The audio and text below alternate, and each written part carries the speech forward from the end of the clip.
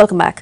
సండ్ర వెంకట వీరయ్యను ఏసీబీ అధికారులు కోర్టులో హాజరుపరిచారు. పూర్తి సమాచారం మా కరెస్పాండెంట్ శర్మ అందిస్తారు. శర్మ, వీరయ్యను ఏసీబీ కస్టడీకి కోరనుందా? కోర్టు ముందు ఏసీబీ వాదన ఎలా ఉండబోతోంది? ఇప్పుడే ఏసీబీ కార్యాలయం నుంచి సండ్ర వెంకట వీరయ్యను కోర్టుకు తరలిస్తున్నారు. ప్రస్తుతం మోహింజాయి మార్కెట్ దగ్గర ఆయన ప్రయాణిస్తున్నటువంటి వాహనం ఉంది. అంటే ఒక 5 నిమిషాల్లోపు ఏసీబీ కోర్టుకు సండ్ర వెంకట వీరయ్యను తీసుకురాబోతున్నారు. ఇవాళ కోర్టులో హాజరుపరుస్తారు. కోర్టు ఆయనకు 14 రోజుల పాటు రిమాండ్ విధించేటువంటి అవకాశం కనిపిస్తుంది. మరోవైపు ఏసీబీ కూడా అతన్ని మళ్ళీ 4 రోజుల పాటు కస్టడీ కావాలని కోరేటువంటి అవకాశం ఉంది. దానికి సంబంధించి కూడా పిటిషన్ దాఖలు చేసేటువంటి అవకాశం ఉంది. నిన్న ఉదయం 10:30 గంటల ప్రాంతంలో ఏసీబీ కార్యాలయానికి సండ్ర వెంకట వీరయ్యనే స్వయంగా వచ్చారు. ఆయన్ను 10:30 నుంచి సాయంత్రం 5 గంటల వరకు కూడా విచారించింది. అయితే ఆయన ఓటుకు నోటు వ్యవహారంలో ఆయన పాత్ర చాలా కీలకంగా ఉంది అనేటువంటిది కూడా ఏసీబీ నిర్ధారించింది. మొదట ఈ కేసులో సండ్ర వెంకట వీరయ్య, సెబాస్టియన్ మిత్రుడు జిమ్మీ ముగ్గురు కలిసి స్టీఫెన్సన్ దగ్గరికి వెళ్లారు. వేం నరేందర్ రెడ్డికి అనుకూలంగా ఎమ్మెల్సీ ఎన్నికల్లో ఓటు వేయాలి, లేదంటే ఈ దేశం విడిచి వెళ్ళిపోవాలి, అందుకు గాను 2 కోట్ల రూపాయలు ఇచ్చేందుకు కూడా ఒప్పందం కుదుర్చుకున్నారు. కానీ ఆ తర్వాత పరిస్థితులు మారాయి, పరిణామాలు మారిన నేపథ్యంలో స్టీఫెన్సన్ సండ్ర వెంకట వీరయ్య కాకుండా రేవంత్ రెడ్డి తనతో వచ్చి మాట్లాడితే అప్పుడు తాను అంగీకరిస్తాననే విషయం చెప్పారు. ఆ తర్వాత రేవంత్ రెడ్డి ఎంటర్ అయ్యారు. ఆ తర్వాత 50 లక్షల రూపాయలు రేవంత్ రెడ్డి స్టీఫెన్సన్కి ఇస్తూ రెడ్ హ్యాండెడ్గా ఏసీబీకి దొరికిపోయాడు. ఇంకా ఈ కేసులో దర్యాప్తుకు సంబంధించి 50 లక్షలు ఎక్కడి నుంచి వచ్చాయి, అలాగే ఇంకా 4.5 కోట్ల రూపాయలు ఎక్కడి నుంచి వీళ్ళంతా సమకూరుస్తారు అనేటువంటిది కూడా తేలాల్సి ఉందనేది ఇప్పటికే ఏసీబీ ప్రధానంగా వాదిస్తూ వస్తోంది. అందుకే రేవంత్ రెడ్డి బెయిల్ విషయంలో కూడా ఇటు హైకోర్టులో కావచ్చు, అటు సుప్రీంకోర్టులో కూడా ఇదే వాదనను ప్రధానంగా ప్రస్తావించింది. అయితే రేవంత్ రెడ్డికి బెయిల్ మంజూరు కావటం, సుప్రీంకోర్టుకు వెళ్ళినా అక్కడ కూడా రేవంత్ రెడ్డికే ఊరట లభించడంతో ఈ కేసు ఎటువైపు వెళుతుంది అనేటువంటి చర్చ జరుగుతున్న నేపథ్యంలోనే సండ్ర వెంకట వీరయ్యకు రేవంత్ రెడ్డి అరెస్ట్ తర్వాత ఒక నోటీస్ జారీ చేశారు. అప్పుడు తాను అనారోగ్యంగా ఉన్న కారణంగా హాజరు కాలేకపోతున్న విషయాన్ని చెప్పిన తర్వాత మళ్ళీ 4 రోజుల క్రితమే ఆయనకు 41A సిఆర్పిసి కింద మరో నోటీసు జారీ చేసింది. ఈ నోటీసు జారీ చేసిన తర్వాత ఆయన అరెస్టు ఖాయమన్న ఒక వాదన బలంగా వినిపించింది. ఎందుకంటే మొదట 160 సిఆర్పిసి కింద ఇచ్చిన నోటీసులో ఆయనను కేవలం విచారణకు మాత్రమే హాజరు కావాలని కోరామనేటువంటి విషయాన్ని చెప్పారు. కానీ 41A సిఆర్పిసి నోటీసు జారీ చేసిన తర్వాత ఖచ్చితంగా ఆయన అరెస్టు ఉంటుందన్న వాదన బలంగా వినిపించింది. ఎందుకంటే ఈ కేసులో ఆయన రోల్ చాలా కీలకంగా ఉందన్నది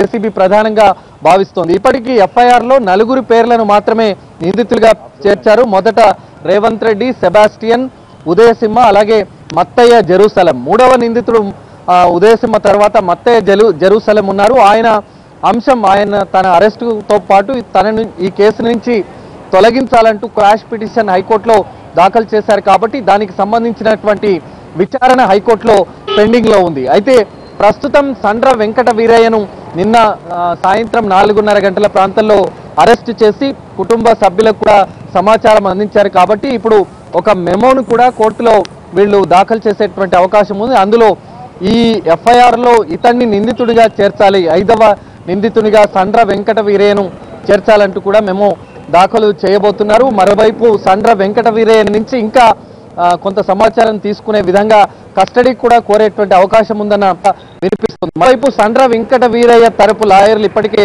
బెయిల్ పిటిషన్ కూడా రెడీ చేసుకున్నారు. ఈయన కోర్టులో హాజరుపరిచిన తర్వాత వాళ్ళు బెయిల్ పిటిషన్ కూడా దాఖలు చేసేటువంటి అవకాశం ఉంది. ఎందుకంటే మొదటి 3 నిందితులను బెయిల్ పైన విడుదలయ్యారు. కాబట్టి ఇప్పుడు ఈయన లోపట ఉండడం అంత అవసరం లేదు అనేటువంటి వాదననే ప్రధానంగా వాళ్ళు వినిపించేటువంటి అవకాశం కనిపిస్తుంది. మరి కాసేపట్లోనే సండ్ర వెంకట వీరయ్య ఏసీబీ కార్యాలయం నుంచి కొద్దిసేపటి క్రితమే బయలుదేరారు. కాబట్టి మరొక 2-3 నిమిషాల్లోనే ఆయన ఇక్కడికి వచ్చేటువంటి అవకాశం ఉంది. మనకున్న సమాచారం ప్రకారం ప్రస్తుతం అఫ్జల్గంజ్ ప్రాంతానికి చేరుకున్నాను. అంటే కేవలం 1 కిలోమీటర్ దూరంలోనే సండ్ర వెంకట వీరయ్య ఉన్నారు. ఆయన్ను ఇక్కడి కోర్టులో హాజరుపరుస్తారు. నేరుగా ఏసీబీ కోర్టులోకి తీసుకువెళ్తారు. అక్కడ న్యాయమూర్తి ముందు ఆయన్ను హాజరుపరుస్తారు. ఆయన్ను అరెస్ట్ చేయడానికి గల కారణాలు ఏంటి అనేటువంటిది కూడా వాళ్ళు ఒక గ్రౌండ్స్ పైన సండ్ర వెంకట వీరయ్యను అరెస్ట్ చేశామన్న విషయాన్ని కూడా ఏసీబీ అధికారులు కోర్టుకు తెలిపేటువంటి అవకాశం ఉంది. ఆ గ్రౌండ్స్ ఏవన్నీ కూడా అవన్నీ కూడా ఒక పేపర్ను మెమోను కూడా దాఖలు చేసేటువంటి అవకాశం కనిపిస్తుంది. సండ్ర వెంకట వీరయ్య రోల్ చాలా కీలకంగా ఉంది. ఓటుకు నోటు వ్యవహారంలో మొదట ఆయన పాత్రే చాలా కీలకంగా ఉందన్న ప్రధానమైన అంశంపైనే సండ్ర వెంకట వీరయ్యను నిన్న ఉదయం 10:30 గంటల ప్రాంతంలో 41A CRPC కింద ఏసీబీ అధికారులు తమ కార్యాలయానికి పిలిపించారు. ఉదయం నుంచి సాయంత్రం వరకు ఆయన అనేక దఫాలుగా విచారించారు. అంటే స్టీఫెన్సన్ ఏ రోజు కలిశారు, ఎవరెవరితో వాళ్ళు కలిశారు, ఎంత ఆఫర్ ఇచ్చారు, ఎంత మొదలు ఇవ్వాలని అనుకున్నారు, కేవలం ఓటు వేయడానికే అతనికి ఆఫర్ చేశారా లేదంటే ఈ దేశం విడిచి వెళ్ళిపోవాలన్న దానిపైనే ఆఫర్ చేశారా అనేది కూడా వాళ్ళు కూలంకుషంగా విచారించి ఆ సమాచారం అంతా కూడా సేకరించారు. కాబట్టి ఇవన్నీ అంశాలను నిన్న విచారించిన సమయంలో వచ్చినటువంటి అంశాలన్నింటినీ కూడా వాళ్ళు రికార్డ్ చేశారు. ఆ గ్రౌండ్స్ను మరి కాసేపట్లో కోర్టుకు సమర్పించబోతున్నారు. మరొక 1-2 నిమిషాల్లోనే సండ్ర వెంకట వీరయ్య ఏసీబీ కోర్టుకు వచ్చే అవకాశాలు ఉన్నాయి. 1-2 నిమిషాల్లోనే ఆయన ఇక్కడికి చేరుకోబోతున్నారు. Thank you.